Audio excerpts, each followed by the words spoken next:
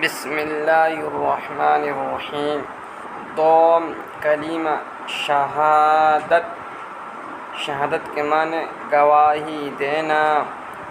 اشہد ان لا الہ الا اللہ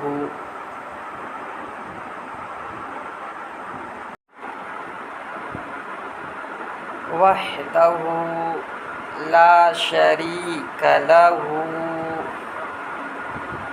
واشہد ان محمدا عبدہ ورسولہ۔ گواہی دیتا ہوں میں کہ اللہ کے سوا کوئی عبادت